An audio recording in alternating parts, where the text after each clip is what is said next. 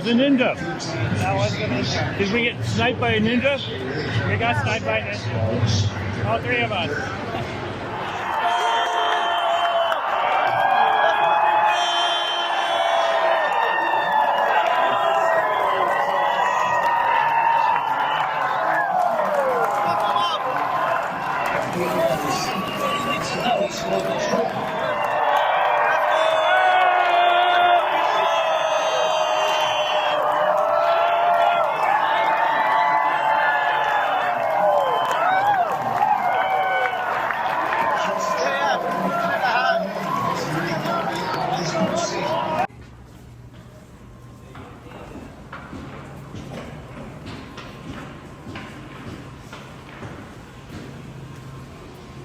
Oh, neat.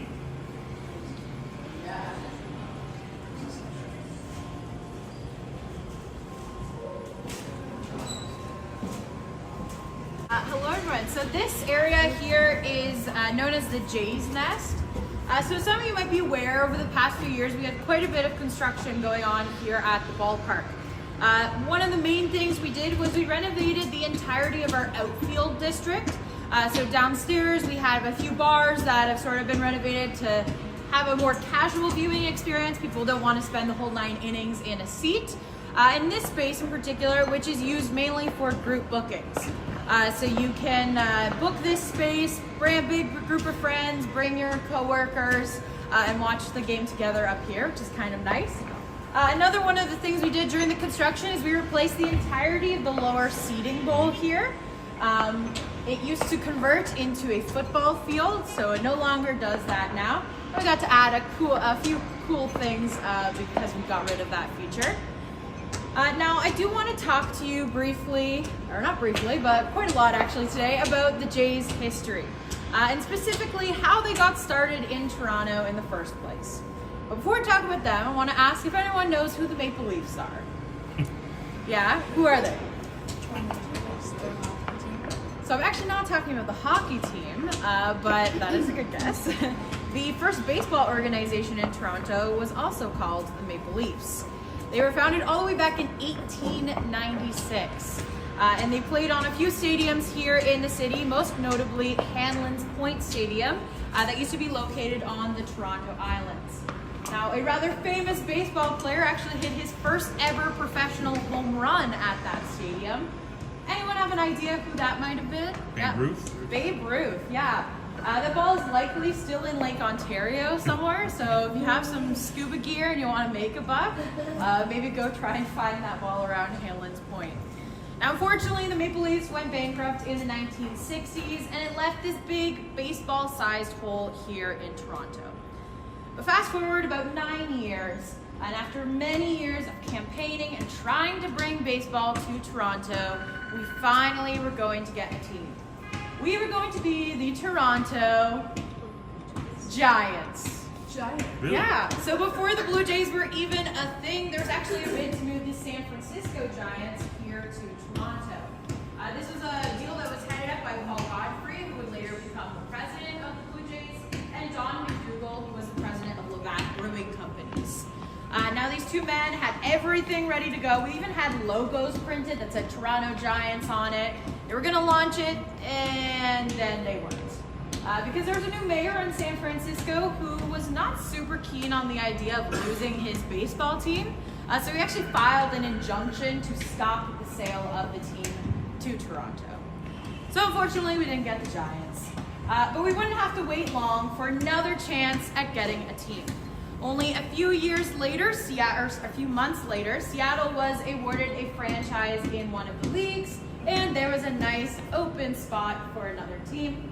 Toronto entered the bid, and we finally got a Major League Baseball team. But the team was still in need of an identity. Now, does anybody know how the Blue Jays got their name? So it was actually a contest. So we asked people all over Canada to submit their names of what they wanted this team to be called. We got over 30,000 submissions. One of the most popular ones was the Toronto Blues. However, at the time, the University of Toronto, their sports teams were known as the Varsity Blues, so they thought it was a little bit too similar. And so after much deliberations, the Toronto Blue Jays were born. Now we know today that this is their home, but this was not always the stadium that the Jays played at. Their first game in 1977. Does anybody know what stadium that took place at? Yeah. Exhibition Stadium. Exhibition Stadium. So it used to be located just west of where we are now on the same grounds that BMO Field sits. This was not a very popular stadium. A lot of people called it the mistake by the lake because it had very little shelter for fans. Now, after many years, they moved here to the Sky Dome, what was known as the Sky Dome, in 1989. And at that time, again, it was not just home to the Jays, but also the Toronto Argonauts, and for a number of years, the Toronto Raptors played here as well.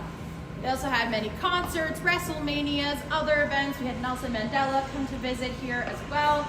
So it was very much a multi-use space. And like I mentioned before, the seats behind home plate there used to rotate out to make it a football field.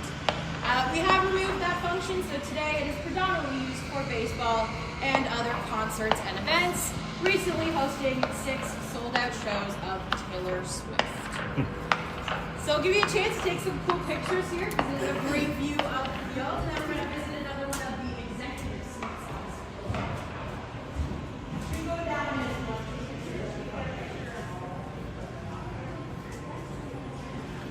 Hey Yoshi, how are you? Skywalker, welcome. This is like a fucking paradise here. It's a little game paradise.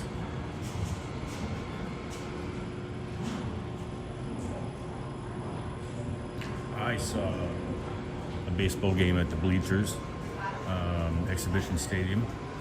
You get tickets for $2.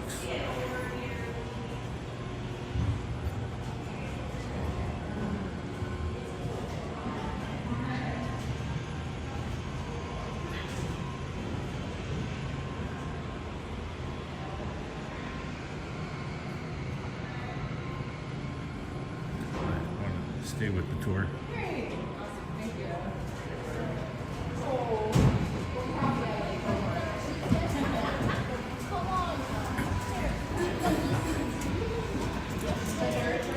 that a camera? Yeah.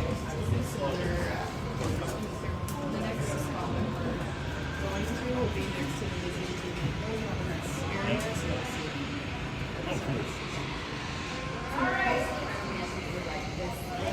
Yes, yeah, this sort of outfield space. The rest of our groups catch up to us.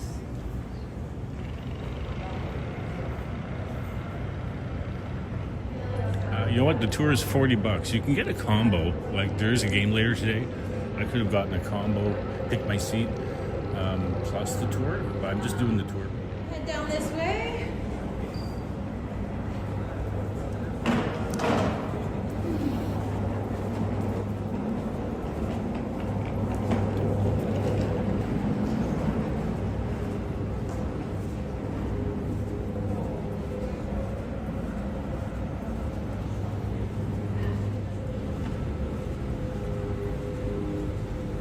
This is new, isn't it?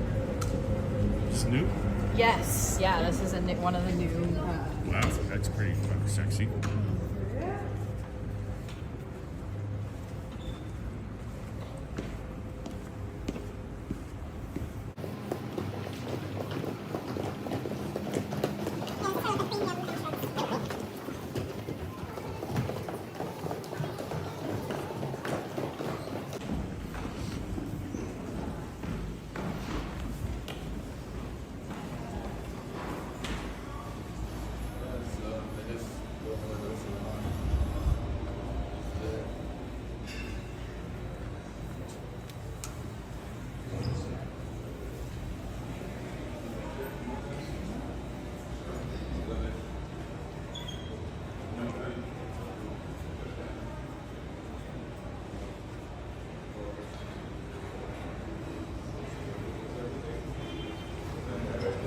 Yeah, you just go on Major League Baseball Blue Jays So site. this level is home to some of our premium clubs. So these are new additions. Like I said, where we removed all of the function of turning it into a football field, we got a lot of space behind home plate. And so at the very far end there, we have the Blueprint Lounge, which is sort of meant to cater to the business community here in Toronto. The middle one is the TD Lounge. It's a very high-end cocktail bar sort of vibe in there. And my personal favorite, the one behind us here, which is the Rogers Banner Club.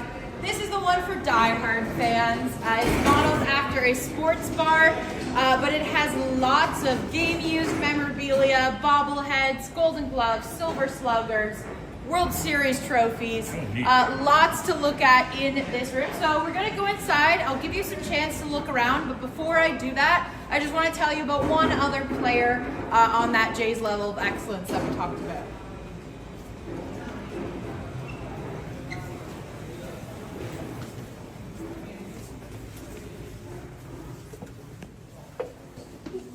Oh, neat.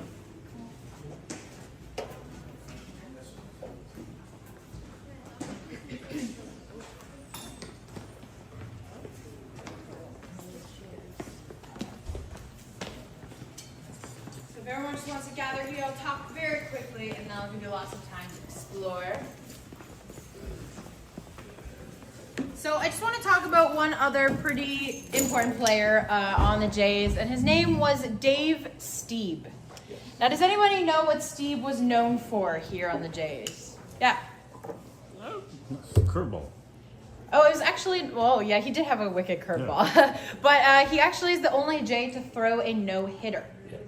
Now, for those who are not super baseball fans, a no-hitter essentially means that not a single player reached base off of one of his pitches. This is an incredibly rare feat in baseball, and his was quite a long time coming. He actually had about 5 really close attempts at a no-hitter before he finally got it, 2 of which were in back-to-back games. In 1988, he took a no-hitter to the 9th with 2 outs, only to have it broken up again in back-to-back games. The odds of this happening are astronomical, like 1 in over 241 million. So it was quite a tense moment for him, a tense few years for him. Many people thought he was just cursed to never get the no-hitter. And then finally in 1990, he got it. It was a great moment for him, but he's not the only Jay to come very close to throwing a no-hitter. Halladay, who we talked about earlier, in only his 2nd ever game with the Jays, took a no-hitter all the way to the 9th, 2 outs. And unfortunately, the Yankees hit a home run. Now, funny enough, that home run landed in the home bullpen, and who was there to catch it? None other than Dave Stieb. So we see this as a nice passing of the torch. Stieb was our ace for the many years that he played for us, and when he finally retired after that 1998 season, Halladay became our new ace. So I'm going to give you a chance to look around. Golden gloves here. We have some jerseys from some really famous players. We also have the World Series trophies on either side of the bar there. Bobbleheads, if you like those sorts of things, up at this front door there. And a little further in the club, we have silver sluggers, and we even have the ball from the bat flip, if you want to see that. It's got a real sports vibe. Yes, like yeah. Real sports. Yeah, it's modeled after a sports bar. You okay to stay here? Yep. It's amazing.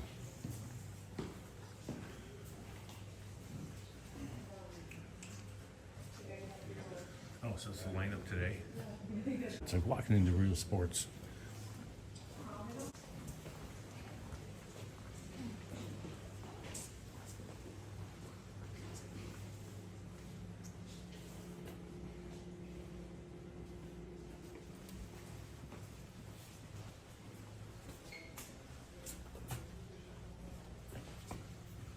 Here she is.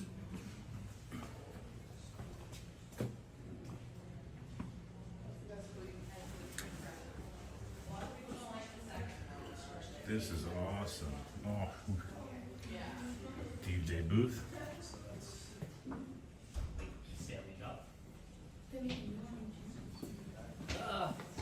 I don't know if they do. It could be, yeah, just that they had meat for here. But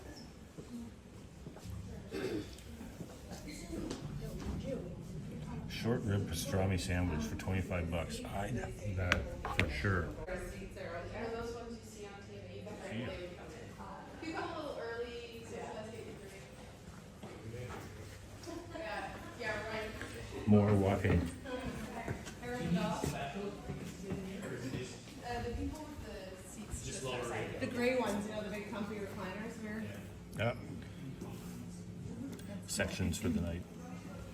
So the stadium in Vegas, this was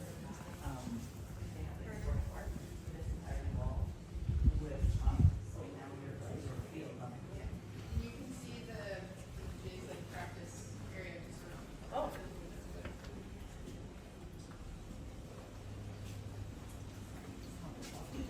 Snacks. yeah, they were very smart with how they were And we are in the Banner Club.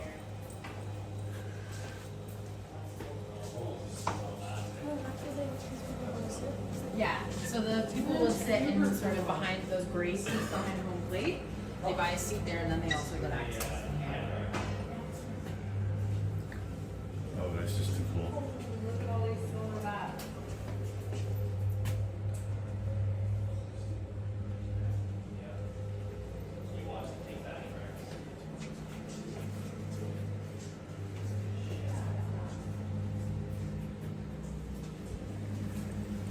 Oh my, we're that close here. Yep.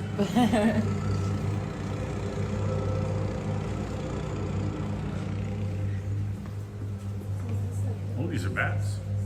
So it's mostly for season ticket holders, so they'll buy like a season ticket or one of those seats behind home plate, the gray fancy ones, and then they get access into these.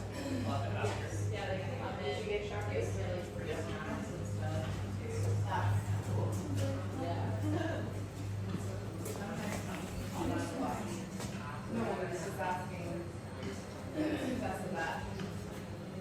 Yeah, the different lounge is more of that. It's like people. This is a sexy club.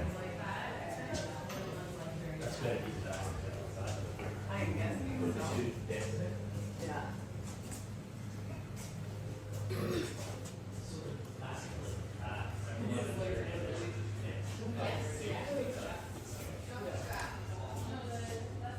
Oh, David Schneider walk-off homer. Is this the bullpen? Burgess, I think he pitched yesterday, I believe. got it back. The baseball. It's the baseball, yeah. But not That is not the. yeah. The little placards. Baseball's for what? The baseball is the Oh, you got the Italian? Like,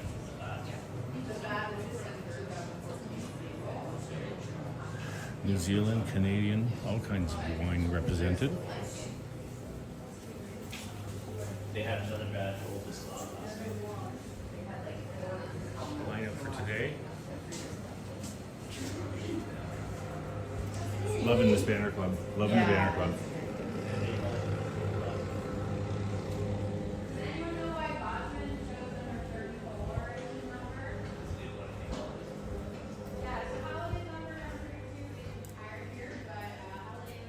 Can I walk here?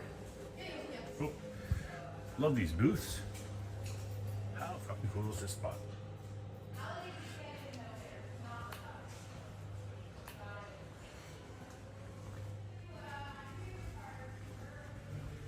Oh, here are the Golden Gloves.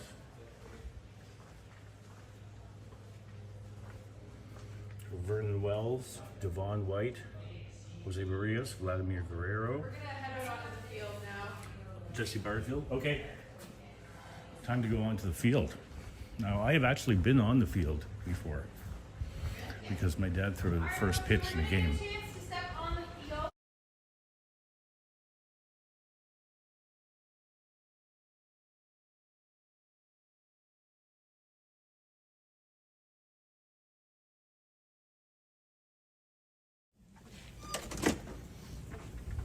Ooh, neat.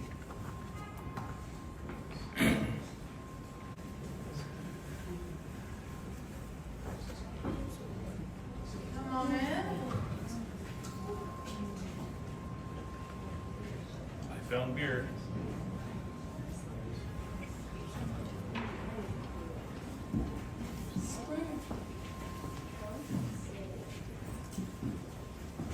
Look at this one's cool.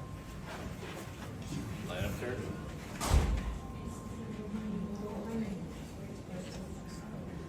All Rogers Suite. Now I didn't just bring you here because they happen to own the building, but it is a very cool executive suite, mainly because of our all-star wall at the front there. Any idea what this might be referring to? The bat flip. Yeah, so this is actually the trajectory of Jose Batista's bat flip. That's amazing. Yeah. There's 19 bats we figured out. It's number 19 as well. So it's a very cool piece. Now, for those who are not familiar with the bat flip, you may know that in 1992 and 1993, we won the World Series. But for about 20 years after that, we did not make the postseason. And it was very tense for the fan base during those years. But this finally came to an end in 2015 when we made the American League Division Series. And we were up against the Texas Rangers, and unfortunately we lost the first 2 games in the series. We were going to fall at the first hurdle in the postseason. But we actually came back to win the next 2 games after the Rangers tweeted at us that they hoped we enjoyed our hockey season. I like to think that that's the motivation they needed to win those next 2 games. Bringing it down to a Game 5, winner takes all here at the Rogers Center. Now this was a very tense game. The 7th inning of this game lasted for a total of 53 minutes. This is one of the longest recorded innings in Major League Baseball. At the top of the 7th, there's a bit of a controversial call when the pitcher at the time threw the ball to home and it accidentally hit the batter's bat. The Rangers player on third saw this and ran home to score. And because it was deemed that the batter did not technically interfere, they got a point. And so the Rangers were up. At the bottom of the 7th, ties it up 4-3, and then Batista is up to bat. He, of course, makes contact with that next pitch and hits the ball into the stands just under that Budweiser sign you see across the way there, flipping his bat after he does so. Very iconic moment in Blue Jay history. Everybody went wild in the stands. Was anybody here when it happened? So maybe you can attest. Did you have?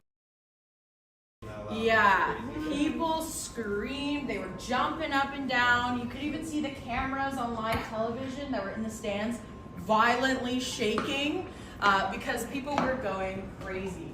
It was a great moment in Jays history, and Batista, of course, has been inducted into the Jays Level of Excellence. You can see his name with many others along the way there. I also want to direct your attention to Ali from Iraq, how are you?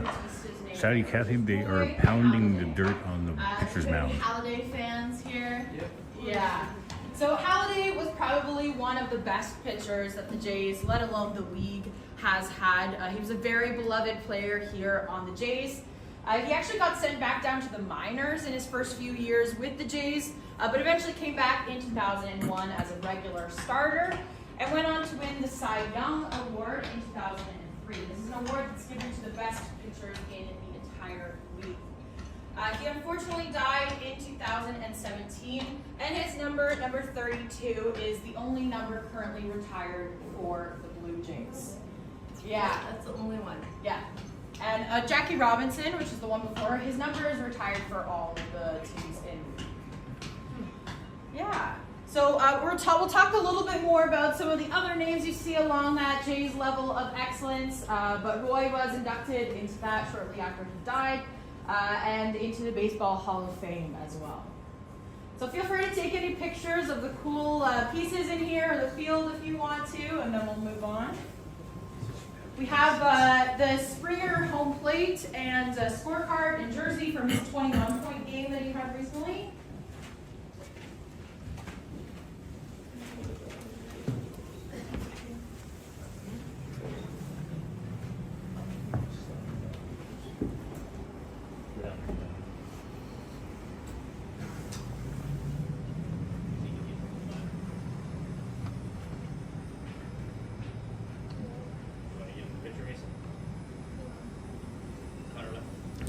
Yeah, it was good times, Shadi Kathy, 2 in a row.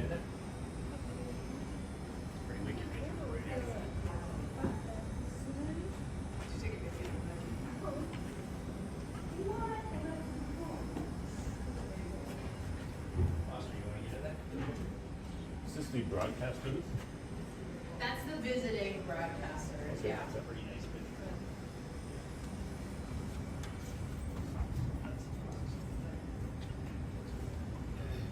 All right, folks, we're gonna move on. There's much more interesting things to see.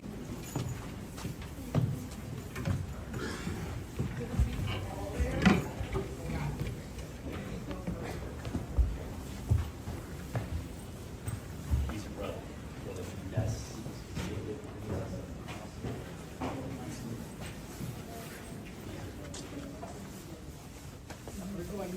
Few ground rules before we do.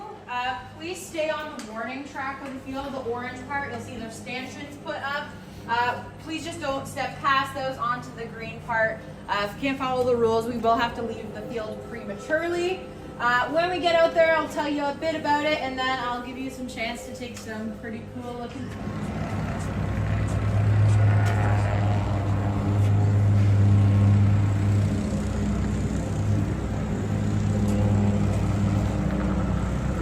Hello.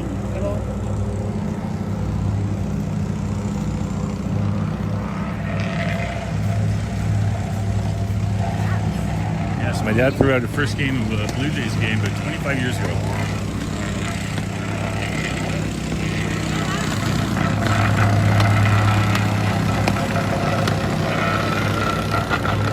Okay, let's go Blue Jays. shot here.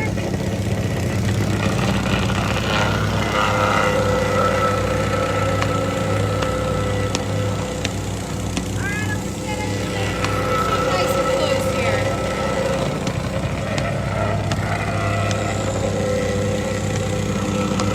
Alright, so before I give you a chance to take some pictures, I just want to talk briefly about something super interesting, which is, of course, the grass. And that you will see none of it on this field. Because we are one of only 5 ballparks in the entire world to have an AstroTurf field. So if you look here, you'll see these little black pellets in the corner. Any idea what those might be made of? Plastic, rubber specifically. They're actually made of tires. They've been cryogenically frozen and crushed into little pellets. I think you're gonna have real especially not our but more likely irrigation.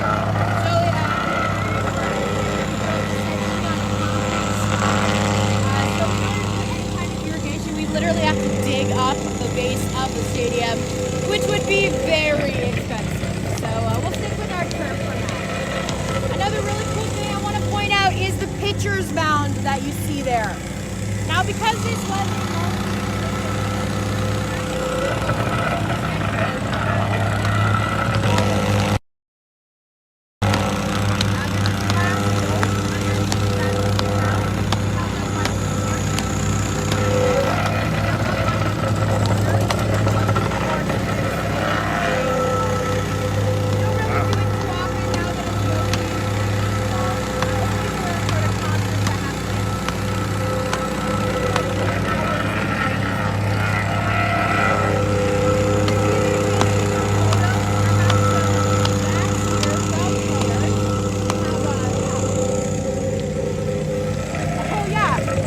we did some interesting things to our turf to maintain it.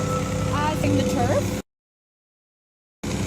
One of the things that happened was there was a sudden rainfall when the roof was open. There was muddy footprints all over the turf. So someone literally walked up and mopped it, and we never looked back. So we do that to keep the mud off of the turf part. We also spray fabric softener on our fields. It keeps the little black pellets here from sticking to the blades of the turf. Yeah, so it is better to watch the kind of mob. Looks a little strange.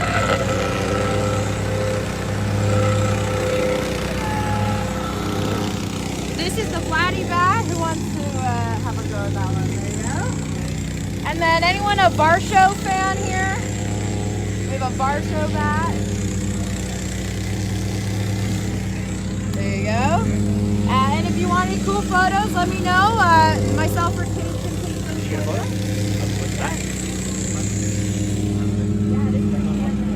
Well, I'm good.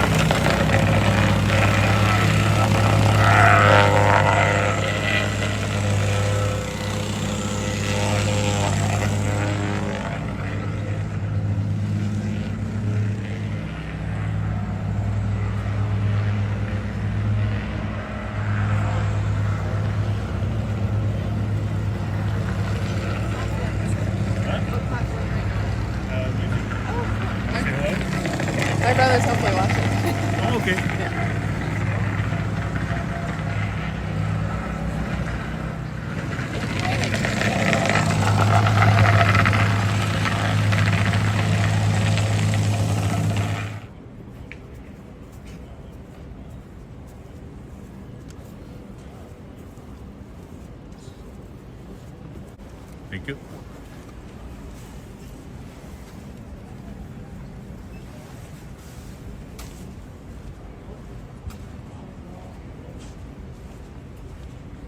So all the seats now face Face game, towards, as face opposed to in as stadium opposed to seating, yeah. sort of just flat, yeah. so smart.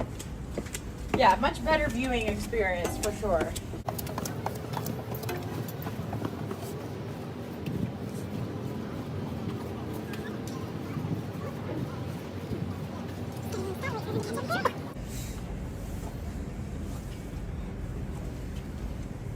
So this being brewed so quiet. I know, I was gonna say, as soon as I stop talking, they go quiet. But all the the booming music and the Yeah, we'll get it soon. As soon as the players come out, they get their pump up music going. oh yeah. All right, so before we move on, I just quickly want everyone to look up. Because that is one of the most important parts of our stadium, and that is, of course, the roof. Now, the roof, it actually came about not from a baseball game, but from a football game. So the 1982 Grey Cup that took place at Exhibition, like I was talking about a little bit earlier. But they called it the Goldfish Bowl because it rained so much during that game. People were so upset with the situation, they actually marched down to City Hall and said, "We want a dome." And so that's how the idea for this stadium came about. Now, we were originally going to build a permanently domed stadium, but one of our former players and actually now broadcaster, Buck Martinez, said baseball players don't really like playing inside too much. So we had this idea of a retractable roof. Now, the roof itself weighs about 11,000 tons. Wow. This is quite a bit heavier than a lot of the ones that are built today, mostly because it was the first one ever. We were the first ballpark in the entire world to have a retractable roof. So they put lots of extra supports in place to prevent any kind of catastrophic failure during opening and closing. Like Minnesota. Yes, yeah. Now the roof sits 86 meters from the playing field. That's enough to fit a 31-story building inside the dome here. We have a bit of a saying here that if you don't like the weather, just wait about 20 minutes. This is quite literally because it takes 24 minutes to open the dome and 21 minutes to close it, all of which is a completely silent process. Has anyone seen the dome open before? Yeah. Great. So it has to be 10 degrees outside for the dome to open, but as you can attest, it is quite a lovely sight when it finally... So it has to be 10 degrees outside for the dome to open, but as you can attest, it is quite a lovely sight when it finally does. We're gonna head up these stairs here.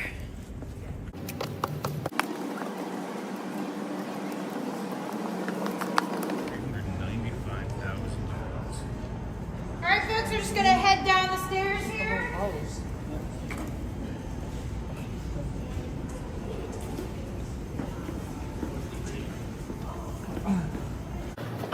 More stairs.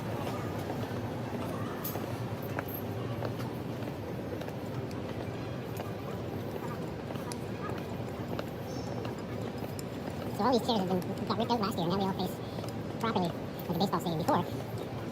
They had in mind concerts, so they would face like the middle of the field. It was an awkward way to watch a baseball game. Ooh, this is new. Yeah, this is very new, actually. Oh,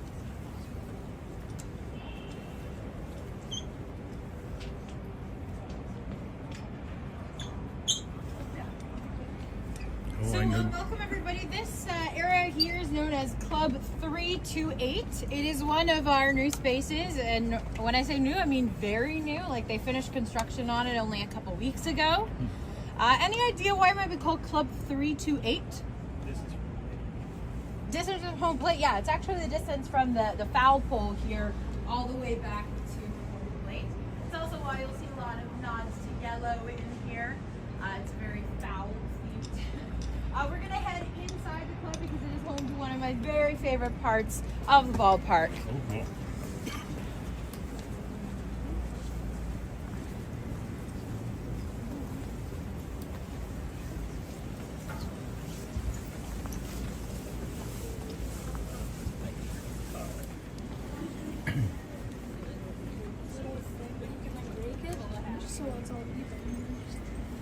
because it's symbolic of the distance from home plate to the foul pole.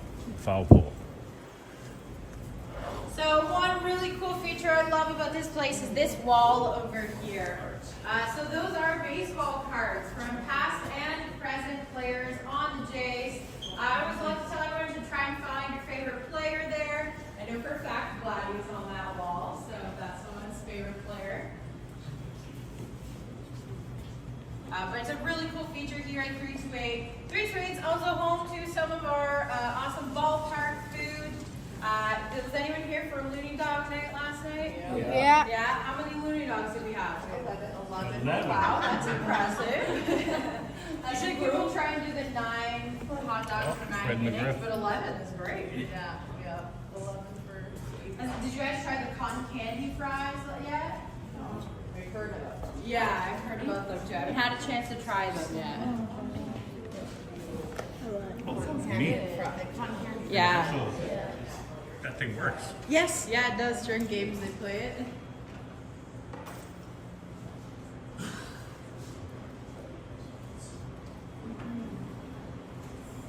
love the hot dog swing. Yeah. The number is of hot dog count. It's fun. That is impressive. That's a hell of a back bar. Can anyone come down here?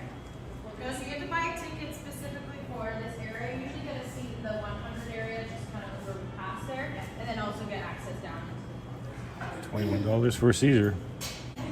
good mood, yeah.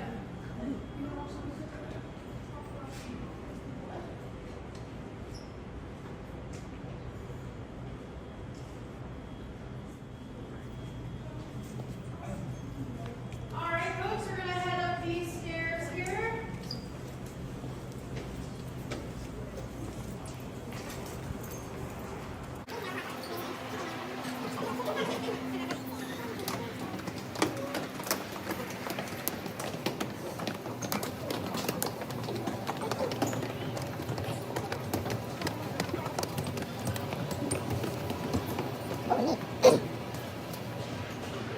So just down through this corridor here, we have the Sky Dome sign. That was what the Rogers Center was originally called when it opened in 1989. We actually had, the dome itself had its own mascot. Anyone want to guess what that mascot's name was? Very original. It was Domey. He's a little turtle you see next to the sign there. But does anyone know what the Blue Jays' first mascot was? And it wasn't Ace. Anyone? His name was BJ Birdie. We got Ace in 2000. We got his little brother Junior in 2011 for Junior Jays Sundays. We're gonna head up the stairs here to our last stop. Just watch your step, it's a little dark here.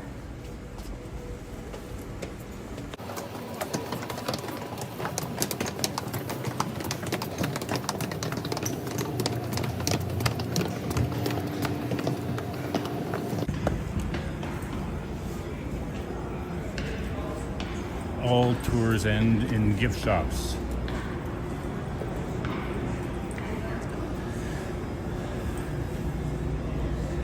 Korean hot dogs.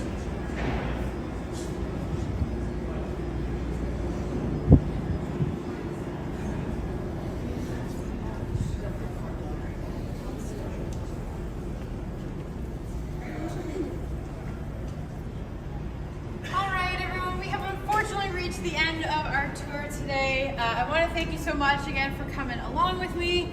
Hope you enjoyed seeing the Rogers Center here, learning more about the Jays as well. You will likely receive an email in the next few days asking for some feedback. These tours are new this year, so we'd love to hear any comments, questions. I'll remind you again, my name is Irene. If you didn't like the tour, my name is definitely something else. We're going to leave you here at the Jays shop. Your ticket does get you 10% off of all the regular merchandise in here. So take a look around, get a cool Jays hat, cool Jays sweater.